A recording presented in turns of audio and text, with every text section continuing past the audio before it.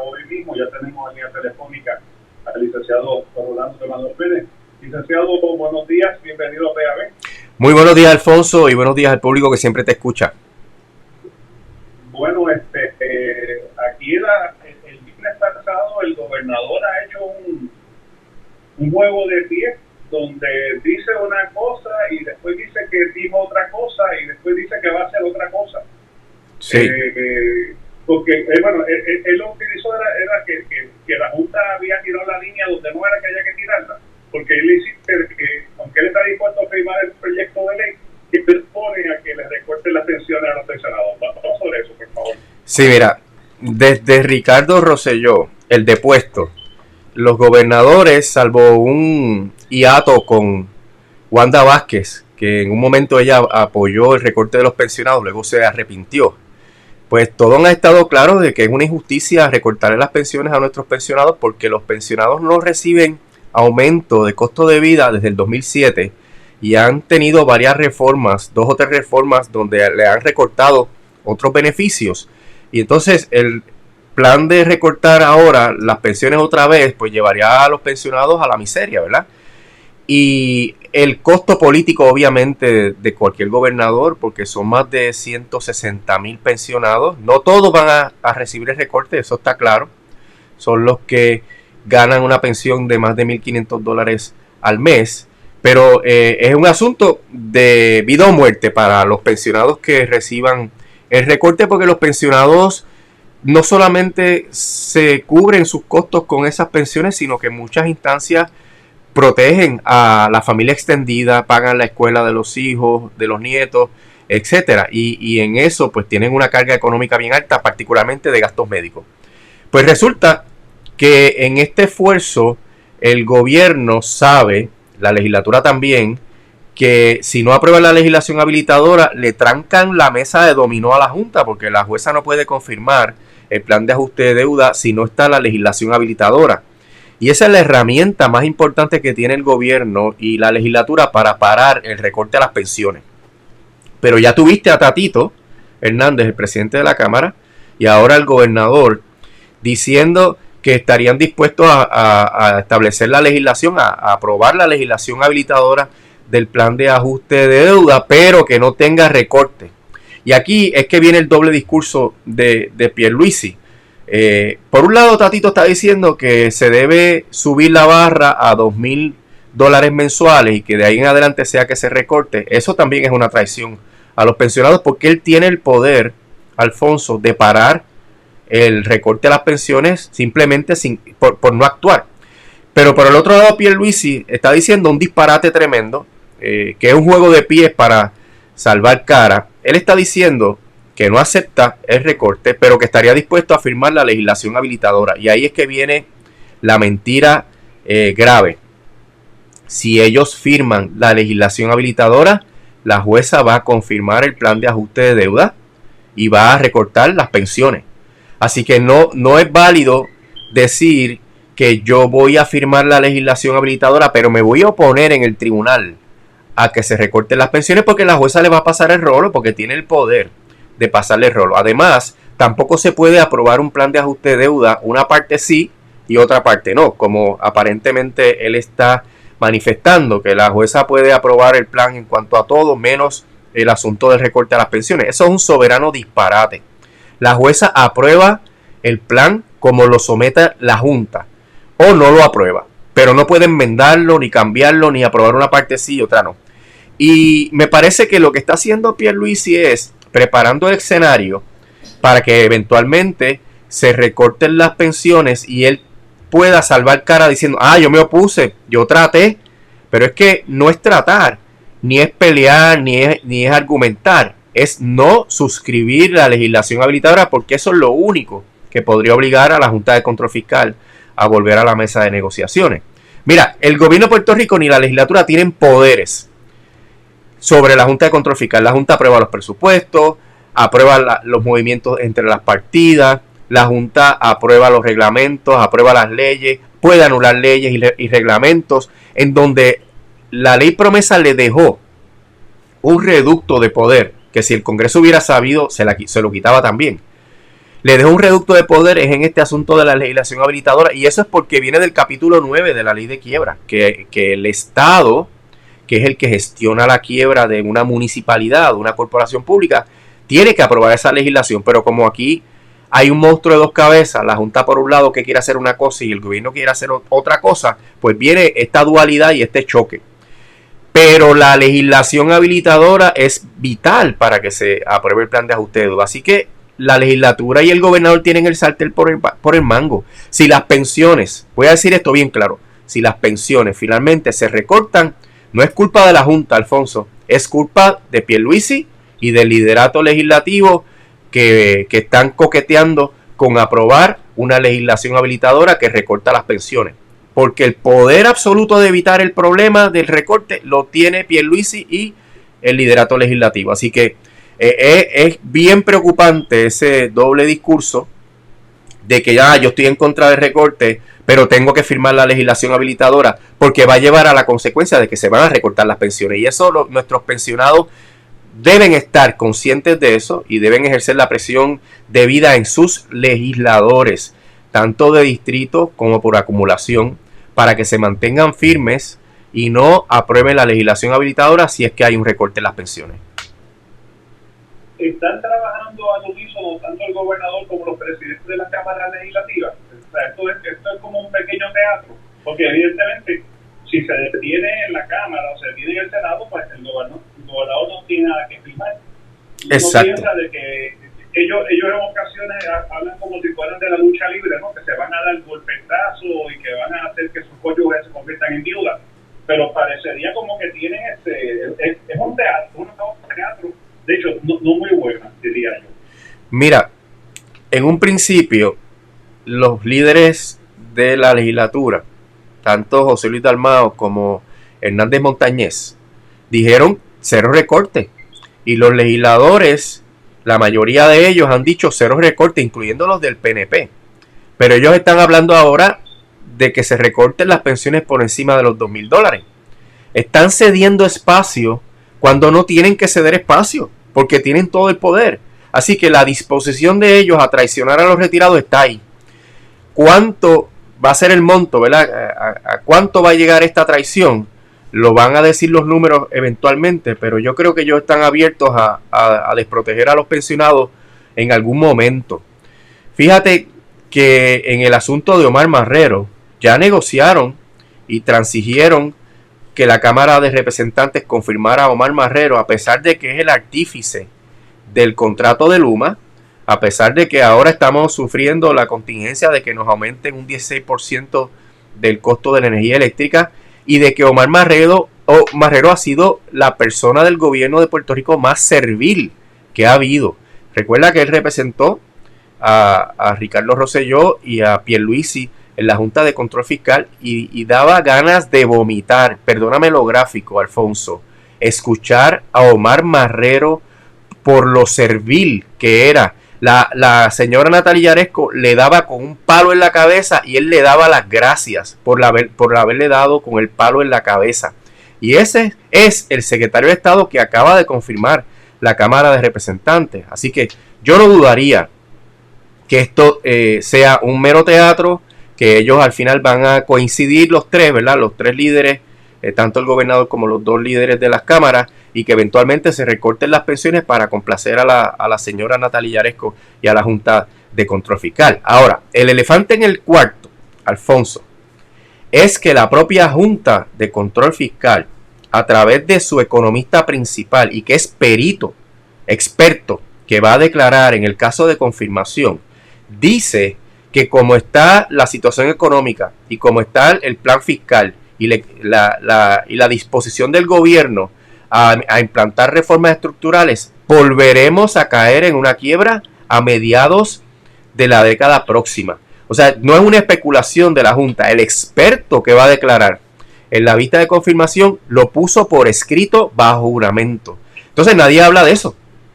Aquí todo el mundo quiere salir de la quiebra, confirmar un plan de ajuste de deuda a toda carrera, y no saben que de aquí a menos de 10 años vamos a estar en la misma situación, con el agravante, como hemos explicado aquí, que en una segunda quiebra tú no puedes ajustar la deuda que ya aseguraste en la primera quiebra. Es decir, si tú llegas a unos acuerdos en la primera quiebra y en esos acuerdos tú le asignas propiedad para el pago de esos bonos, cuando viene la segunda quiebra no puedes tocar eso. Entonces, ¿qué significa eso? Que vas a tener que ir detrás de los retirados, ajustar aún más las pensiones, o vas a tener que reducir los servicios esenciales de una manera dramática para poder cumplir.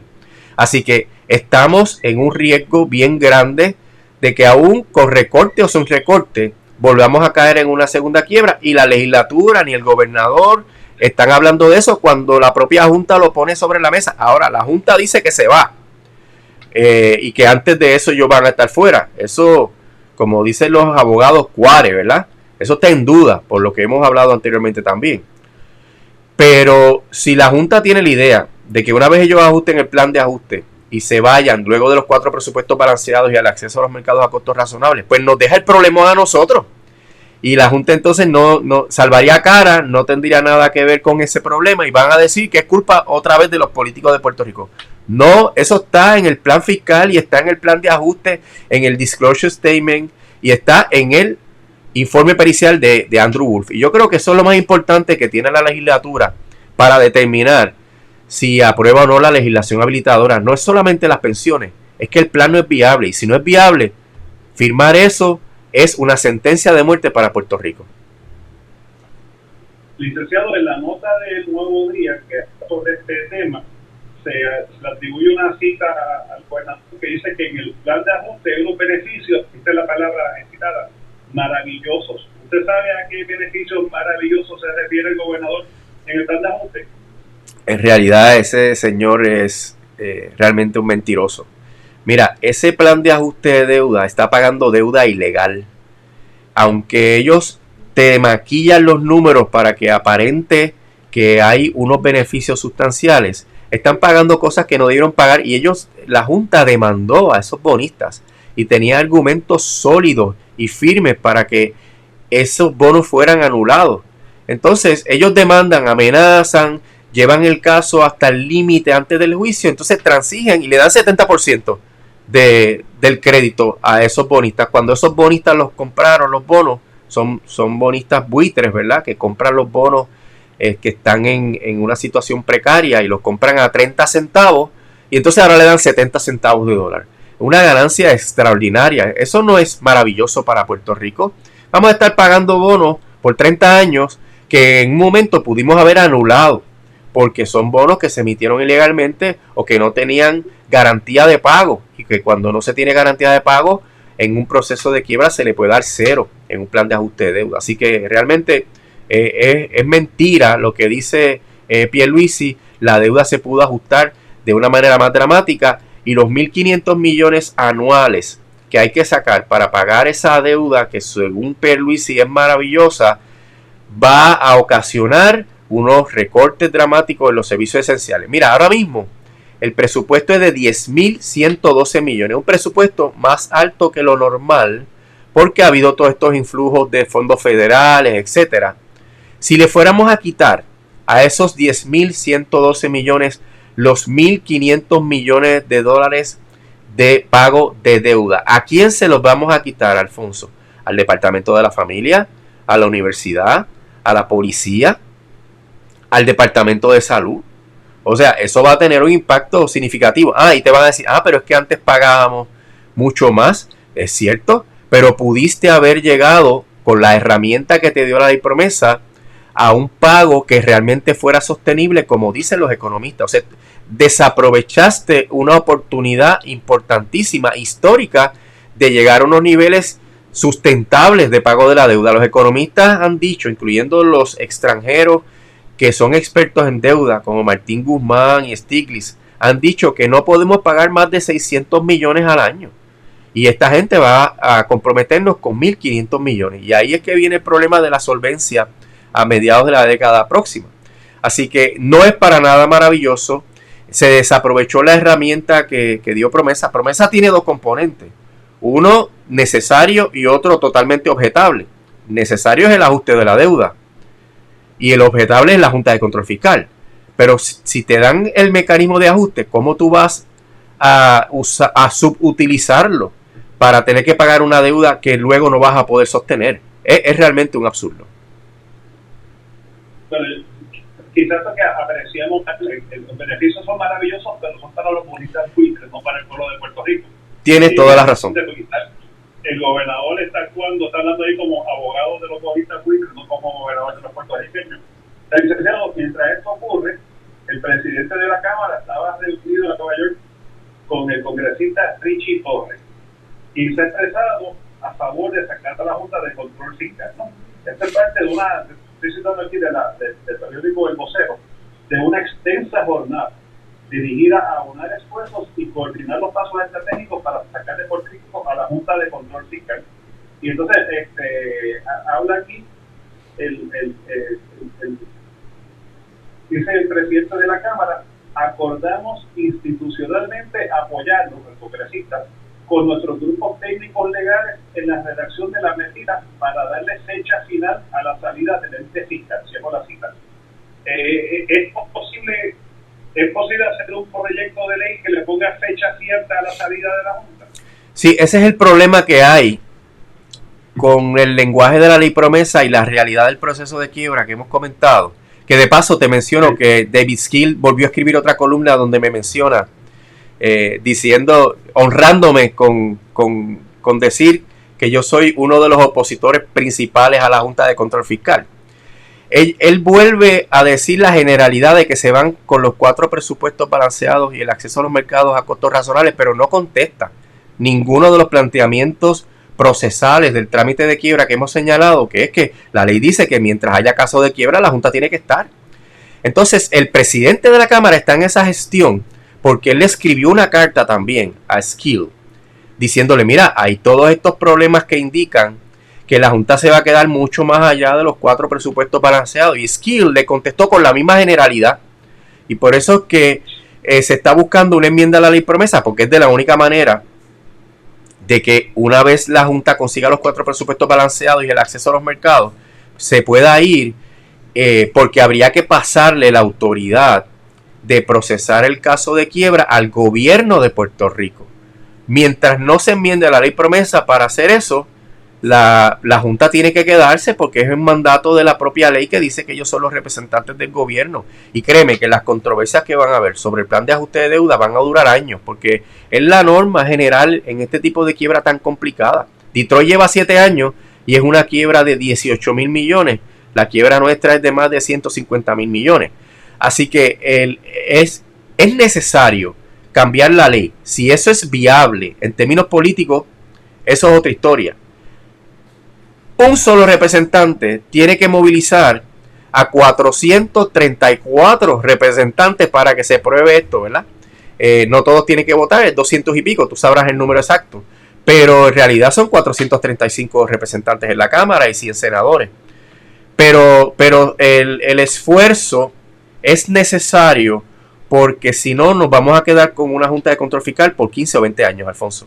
Porque el caso, si dura ese tiempo, porque hay que sumarle los 4 presupuestos balanceados y luego la administración del caso de quiebra. Si eso ocurre, la Junta va a estar muchos años aquí en Puerto Rico. Así que hay que ver de qué manera se genera esa fuerza política. Pero yo creo, Alfonso, que con esas gestiones de los políticos individuales en el Congreso no se llega a ningún lado. La Junta se va a ir de Puerto Rico cuando el pueblo de Puerto Rico se una en una gesta como la del verano del 2019 y escoja y afirme y exija la salida de la Junta. Es la fuerza política del pueblo en la calle la que va a poder sacar la Junta de Control Fiscal. ¿Y usted cree que el representante Hernández piensa que de verdad se puede enmendar la ley? El partido ni siquiera está hablando con el líder de la mayoría demócrata en el Senado, Chuck Schumer, o está hablando con Nancy Pelosi, inclusive con Lidia Velázquez.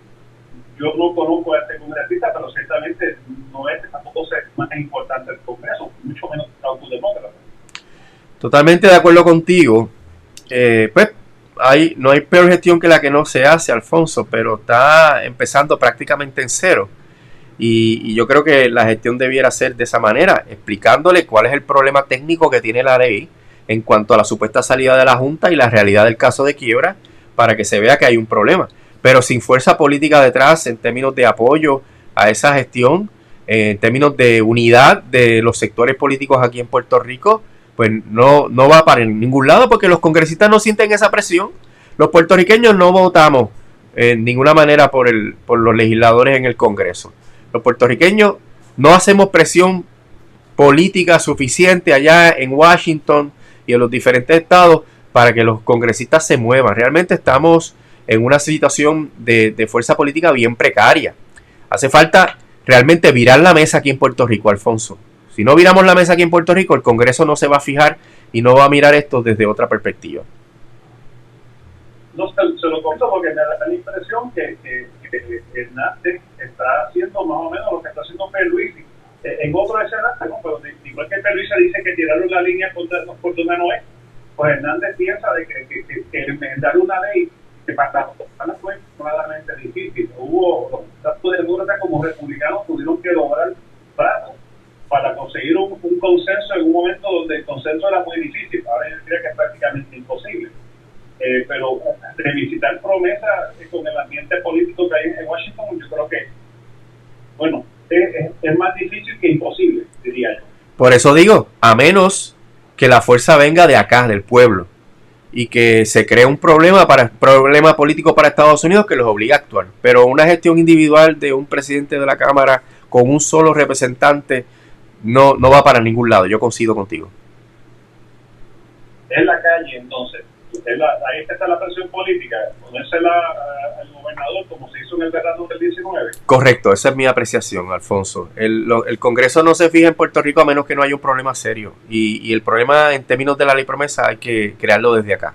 Obviamente va a tener sus repercusiones y resonancia porque en Estados Unidos hay muchos grupos bien solidarios de la diáspora que están haciendo sus cosas allá. Pero la presión tiene que venir de acá, del pueblo, con el apoyo obviamente de la clase política. Sí, porque eso es como el asunto de la colonia.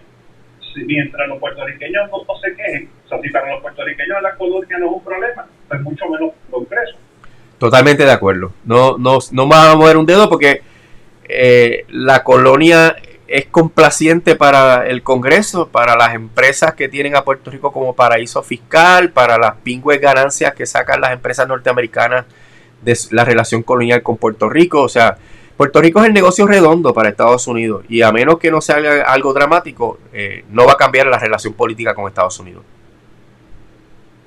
Licenciado, muchísimas gracias. Ya llevamos en este cuentito de las cartas entre Hernández y la Junta, como que ya se empieza a aclarar el panorama de qué es lo que está ocurriendo, ¿no? Y yo creo que evidentemente tanto los líderes legislativos como el gobernador están haciendo un jueguito de relaciones públicas que debemos desenmascarar aquí. Y es importante que este proceso se le dé seguimiento, pero que el pueblo, los pensionados, que llamen a los representantes y los senadores, que les metan presión, que no acepten una legislación habilitadora que permita a la jueza confirmar un plan que tiene un recorte de las pensiones. Así es. Muchísimas gracias, licenciado. Que pase buena semana. Que pase buen día, Alfonso. Siempre a la orden.